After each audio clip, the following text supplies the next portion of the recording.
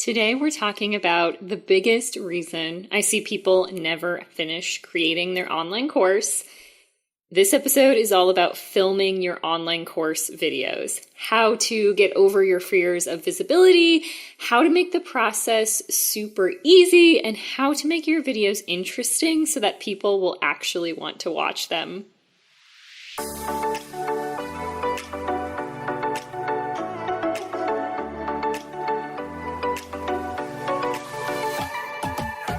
Hi there, my name is Mara Kasarik, and I absolutely love exploring online courses, passive income, and running a profitable online business. I'm an online course designer and strategist who left her 9-to-5 in her 20s to start a small business, and that tiny little business has grown up over the years and now provides me a regular six-figure income. On this podcast, I pull back the curtains of what it takes to create, launch, and run a thriving online course that helps your students achieve their dreams and allows you to grow your passive income too. Here you'll find launch strategy, marketing advice, curriculum design, and so much more about what it takes to create a better course. Filming videos is really intimidating. Most of us don't feel comfortable on camera, and it can feel really awkward to sit down and film a video for social media or for YouTube, let alone having to sit down and film 20 or 30 videos for your online course. So it's totally normal to feel resistance around filming your videos for your course. I think it's something everyone feels, but I don't want it to hold you back. It's the biggest thing I see people procrastinate, and sometimes I'll meet people at a conference or somewhere else and we'll be talking about a course that they want to create, and then I'll see them a few months later or even a year later and say, hey, did you ever create your course and put it out into the world? And more often than not, the answer is no, I'm still working on it. I still need to film my online course videos. So today, I want to help you make the process easier so you can stop self-sabotaging and actually get your filming done so you can put your course up for sale. The first step is deciding, do you even need videos inside of your course? The answer to this question is probably yes, but I do want to talk about it because it's not always yes. I think it's important to check in with yourself and not automatically assume that your course needs videos just because everyone else has videos in their course. There are all kinds of different online courses out there. Some of them are text-based, some of them are just audio-based. So it's important to consider, what do your students need and what is the best format for your course. My recommendation is that most online courses should have some sort of video component, but if your course is shorter, there might be a reason where videos don't make sense, or your ideal student digests content better in some other format. But in general, videos are really good for hitting multiple learning styles, which when you're setting up an online course, you always want to be thinking about, how do people learn and how can I adapt the content into different formats to support the different learning styles? And videos give you the audio component, and then they also give you the visual component. So almost always my recommendation is that yes, your course should include videos, but it's not going to be the case every single time. So that's step one. Does your course even need videos? If not, amazing. You don't need to listen to the rest of this podcast episode. But if you do decide that yes, you want to have videos inside of your course, you have 3 options to filming your online course videos. Number 1, you can hire a professional videographer where you go somewhere or they come to your house or you go to your office, something like that, and they record the videos of you. When I say filming your online course videos, this is what most people think of. They think of someone coming and filming them and having like this professional video shoot. And that can work really well. I think the reason a lot of people think of that is because there's a lot of larger, more commercialized courses in online business where that is what has happened. The course creator has the resources and the time and the money to have this incredible video shoot with this gorgeous set where everything looks perfect. But I just want to acknowledge that for most people, it's not realistic. First of all, videographers are usually pretty pricey, and on top of hiring a videographer, you're probably going to need to hire some sort of makeup artist.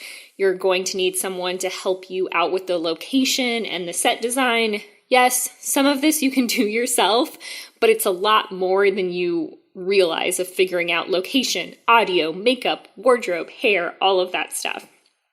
And this can be a huge investment for people, and unless you have a really well-established course that is already consistently bringing in revenue, I don't think hiring a videographer makes sense for most people.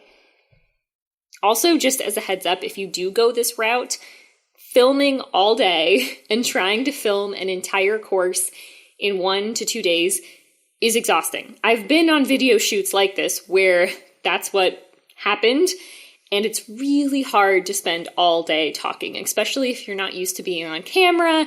If it's not something you do all the time, you will lose your voice, you will feel frazzled, and the videos might not turn out as well as you want anyway.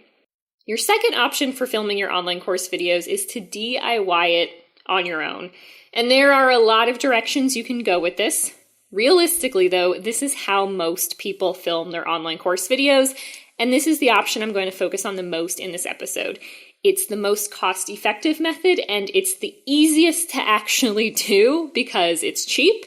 You can break it up over multiple days, multiple weeks, multiple months, so you don't have to do it all at once. I'm going to dive into this later in the episode, but DIYing your online course videos usually looks like using your computer or your phone to record, setting it up on a tripod or some other sort of stand, and hitting record. It's exactly what it sounds like. You do it yourself. The third option you have when recording videos is to host some sort of live event where you invite people either for free or paid, and you do a live teaching that is then recorded and edited to go inside of your course. Again, this is super cost effective, especially if it's something you're charging for. You can make money on this live course or live workshop, whatever you're calling it, and then you can make money off of the course once you put all of the videos inside of your course. But what can also happen is it's confusing for people to follow later on. I see a lot of people that will think, okay, I'll do this live teaching, and then we will edit all of the videos and chop them up into lessons. And what happens is it's really disjointed, and people can tell it's a replay, which doesn't always feel great. It doesn't usually feel as valuable when it's a replay because it feels like, as the student, as the person watching, that you missed out on the live element. So that's just something I really want you to be aware of this live recording method doesn't always feel great to students. Also, how you speak and teach in a live setting is usually a little different than how you speak and teach in something that's going to be evergreen.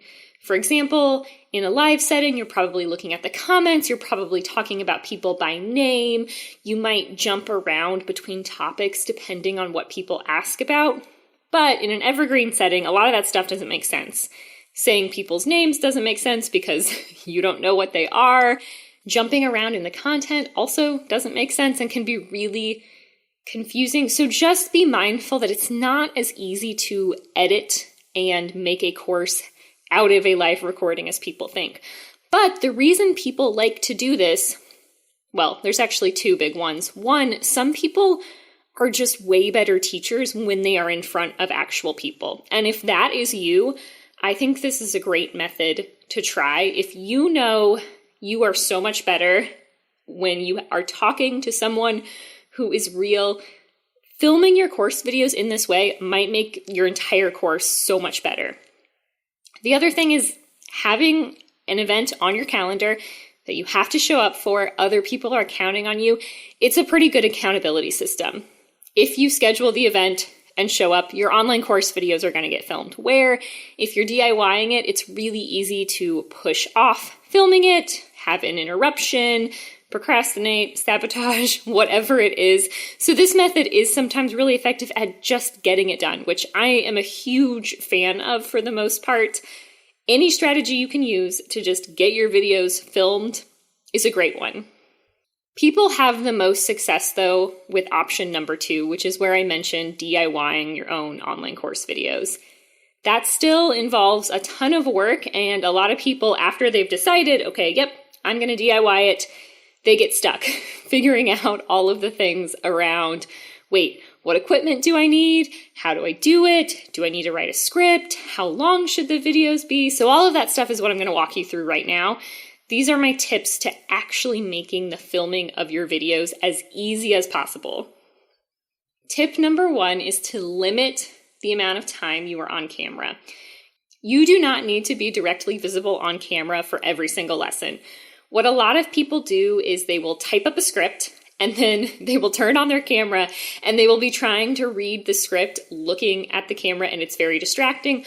Also, when you're sitting on camera, you tend to move. You'll kind of bounce around even if you're trying to sit still. You'll kind of move and shift, and that can be very distracting. I also find people make more mistakes when their face is on camera because you're worried about how your facial expressions look and how your hair looks and just so many other things. So I always recommend be on camera as little as possible inside of your course. I know it sounds counterintuitive, but it'll help you get your course done. I do think it's important to be on camera sometimes in your course. So I'm not saying don't ever show your face. Showing your face is very important because it makes people have a connection with you. It shows them that you're a friendly person. It shows them what kind of teacher you are. All of that stuff is really important. So you should have some of that inside of your course. I'm just saying don't do it for every single video, or it's going to be so much more challenging to actually record your videos. What you can do instead is have introduction videos, usually at the beginning of the course. That is a great spot to have an introduction video where you introduce yourself, give a little bit about your background, you talk about how the course is going to work, and that's a great spot to have it just be a video of you looking at the camera, talking to people. You can also have introduction videos before modules that are just really short, introducing the modules. You could also do like a recap video at the end of the module. All of that is great to sprinkle in some personality throughout your course. But for the main lessons, you really don't need to be on camera, and it's going to slow down the entire filming, editing, course creation process if you are. Because first of all, if you're anything like me, it's harder to have your hair and makeup done. If you don't care what your hair or makeup looks like, you can record at night, you can record in the morning, you can record any time of day. But if you're on camera, it really limits the window you have to get things done.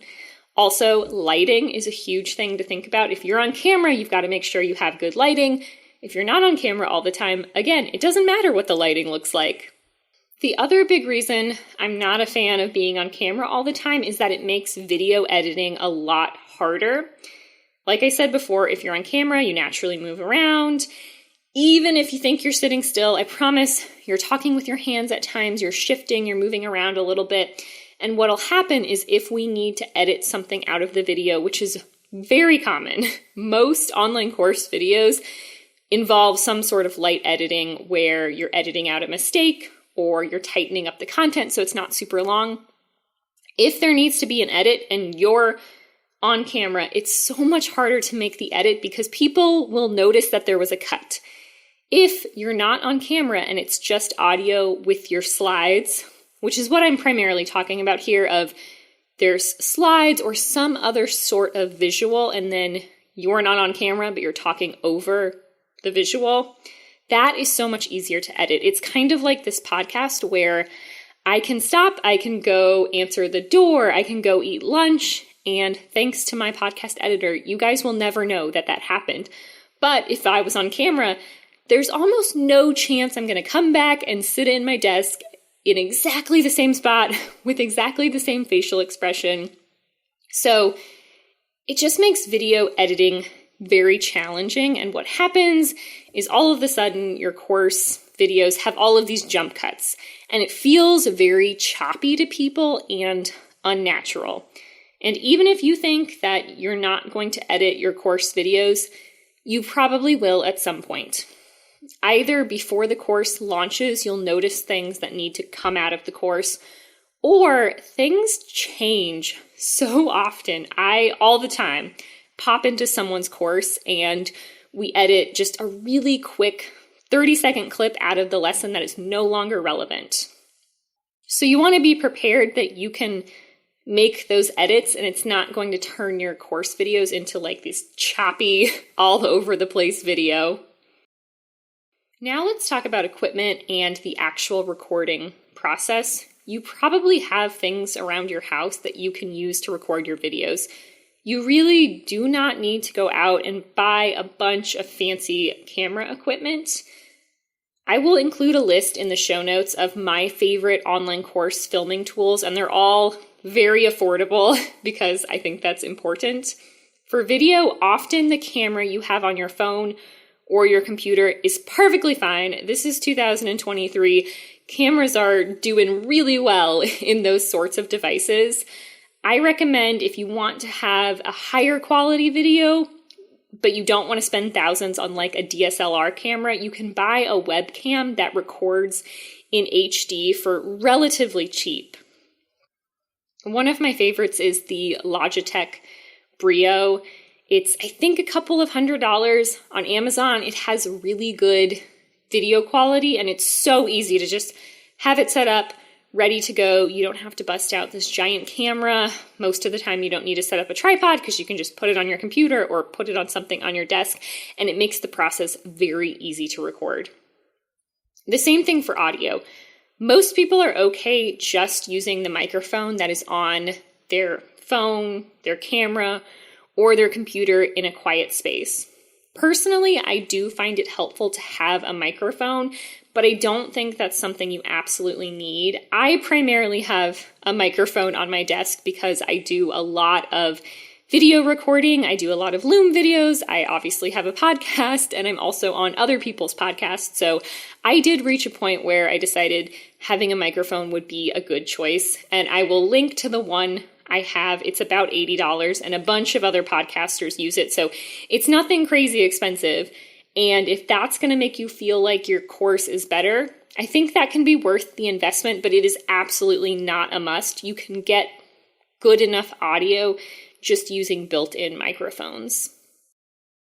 Well, hello there. I am interrupting this episode to take a little break, and I want to share with you a free resource I created for course creators and aspiring course creators. The number one question I get in my business every single day, I get DMs about this, I get emails about this all the time, and it is, what is the best online course software? And the answer is it depends. It depends on a lot of stuff in your business. It depends on your goals. It depends on the kind of teacher you are. It depends on the student experience you want to have. But I did want to help you narrow it down. So I created a free quiz. It's called Discover Your Perfect Online Course Software, and you can take it at createabettercourse.com/quiz. And it'll ask you a few questions and give you a personalized recommendation on the best online course software for you. The other big thing to think through besides camera and microphone is lighting. Sunlight is amazing for recording your videos. It's free. Most of the time you can find a spot in your house that is near a window that has pretty good lighting. I do have a couple of lighting kits in my office, and that's primarily because I live in Florida and it rains all of the time in the afternoon. So my office will get very dark, sometimes around 2 or 3 p.m., and it can be very awkward if I'm in the middle of recording something or I'm doing a video interview with someone and all of a sudden there's like a thunderstorm in my office. So I do have a ring light. Again, I'll link to it in the show notes. It's super cheap. And then I have a photo light as well that just kind of brightens up the room. I don't think that's something you need, and I didn't have those items for years, but then I started having more international clients, and I do really like the ability to be able to record any time of day and it doesn't look like I'm sitting in the dark, or it doesn't matter if there's a storm or something going on outside.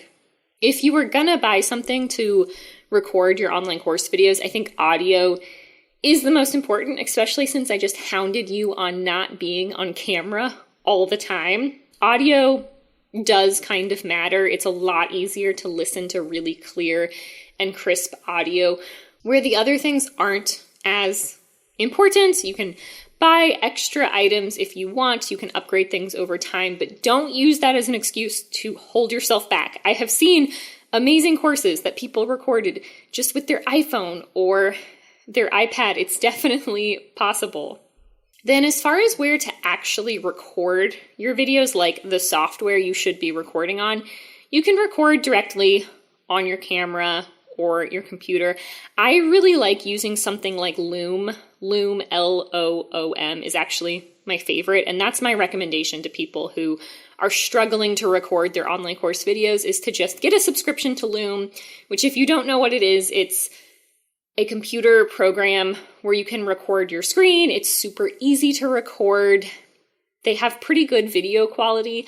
I've never had issues with their video quality, and it's always worked really well for me. So that's a really simple solution of use Loom.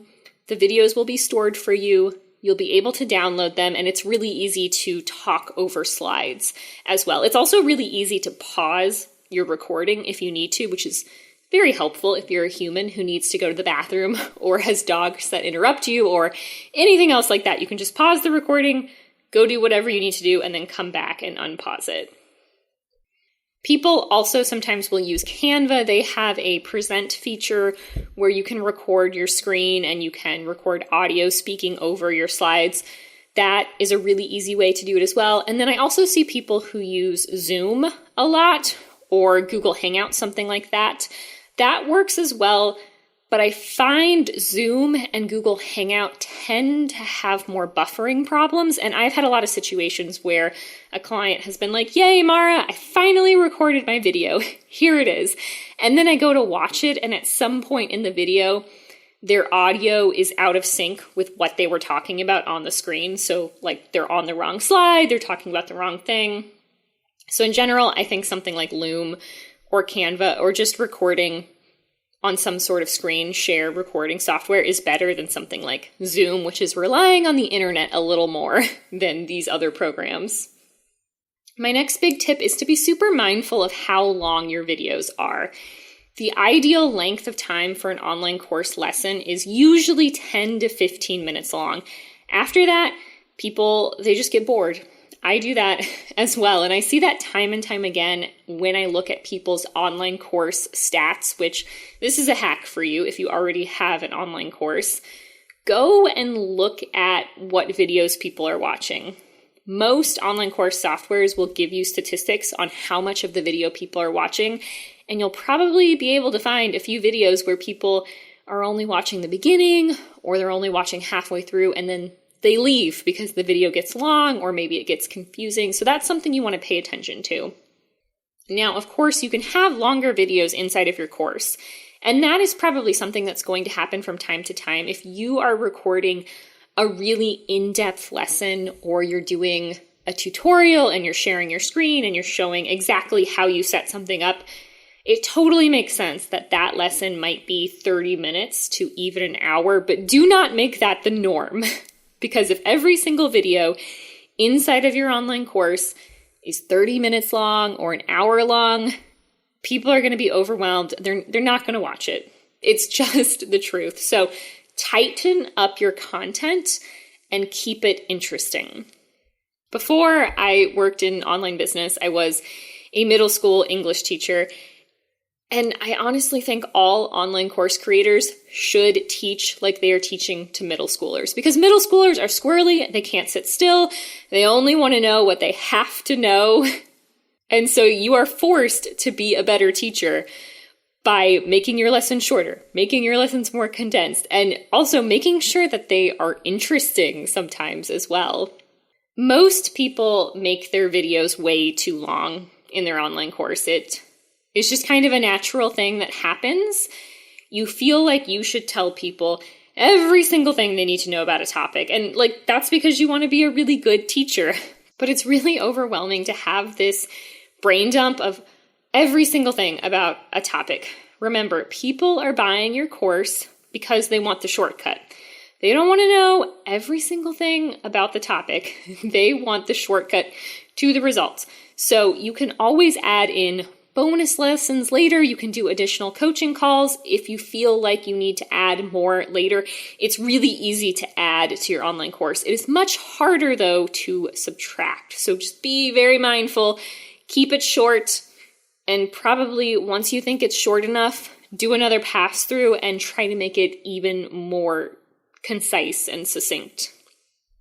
I touched a little bit in this episode already on making your videos interesting, and that is something you want to try to be doing. It's not the easiest thing to do, honestly, and there's a lot of different ways you can do this, but just be mindful of having different visuals on the screen, not leaving things up for super long. Also, just be human. Make jokes, do silly things, have silly GIFs in your course. That stuff is actually proven to help people learn because they remember your silly GIF or the joke you made. So it's totally okay to build that into your videos. And I think it's actually a really important part of a really good course is to have some sort of novelty that keeps people interested and keeps people watching. Let's dig into how to actually prep and record your videos. A big question I get all the time is, should you write out scripts for your videos before you go to record them? And my answer honestly depends on who you are as a person. Some people really like having an exact script of what they are going to say, and other people just want bullet points, and they are totally fine with that. I've seen both types of people.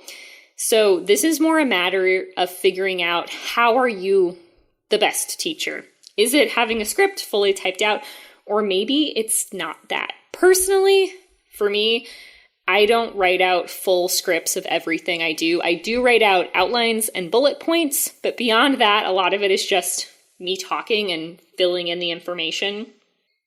And that probably comes from years of being a teacher and being in the online business world and doing lots of talks where I can kind of just talk about stuff on the fly, as silly as it sounds, but that's something that some people will find a script distracting. So if you don't need a script, it is totally okay to not have one. Just make sure you're not all over the place when you're recording. That is the one issue with not having a script, and that's why I do recommend have some sort of outline, because without having an outline, you might skip really important things, you might jump all over the place, it might be really difficult to listen to your lesson.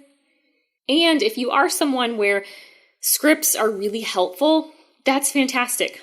Write a script. That is totally okay. You just want to be mindful that sometimes scripts can make you sound a little robotic, like you're reading directly from a teleprompter. So just be mindful of that. Some people can do a really good job of reading a script, and it doesn't even sound like they're reading a script. Other people, though, you can really tell that they're just reading from a script, and it doesn't feel as genuine to the person on the other end. One big thing I always recommend that people do is before you're starting recording all of your videos, like before you're recording the 15 or the 20 videos you need to record, do a really short test recording and send it to a couple of your friends. Now, this can be really short, like literally 30 seconds, 60 seconds, but the idea is you're going to test your equipment, so your microphone, your video, and then you can also test out this script situation and see what other people tell you. They might tell you, ooh, yeah, you sound like you're reading from a script, or they might say, this was a little flighty. You might want to make a script. Doing some sort of test run, though, can save you so much time and headache, because if you send it to people, and I recommend recording it, forcing yourself to watch it. I know it's so uncomfortable to watch yourself on camera. You don't need to watch every single lesson, by the way, of yourself that you record, but do watch the test one and then send it to a handful of people who will be honest and will tell you the lighting was terrible, the audio was terrible, or maybe they'll say the opposite and it'll give you a boost. But if you do that before you record all of the videos, it saves you the headache of finding out when you're 10 videos in that the audio really isn't going to work, or that your lighting is super dark and you look like a vampire. So test everything out beforehand, get some feedback on it, and then you can batch record all of your other videos. Along with writing your outline or your script, depending on what you're doing, you're also going to want to actually create the slides that go with the content you're teaching. And that can be slides, or maybe it's some other sort of visual. So those are the basic steps ahead of time of figure out your recording software, figure out if you're the type of person who needs a script or not, write out your scripts, create your slides, do a really quick test recording that you're getting feedback on, and then you're ready to record. Like, that's the main prep work of doing it. And the hardest part is just sitting down and hitting record. That's the part that trips people up. Usually they have no problem with the prep and the planning and the creating slides. It's the actually being on camera and having to talk that is really intimidating. I think the best thing to do to get your videos actually recorded is to block off specific times on your calendar for recording. So that way you know you have a dedicated block of time when you're going to be recording. And no, it's going to probably take you multiple recording sessions. It's really hard, like I said before, to record a ton of content in one day. So I think it's a lot better and a lot more realistic if you break it up. You can do something like every Friday from 12 to 2 for the next month, I'm going to record my online course videos. Or every Monday and Wednesday, I'm going to record my online course videos. Breaking it up like that and then making sure you're showing up is really helpful to actually getting it done. Also, a little tip I have for you is to tell the other people in your house that you were recording. I actually am using this tip today, earlier this week, which it's currently Friday. Earlier this week, I blocked out a chunk of time on my calendar for podcast recording.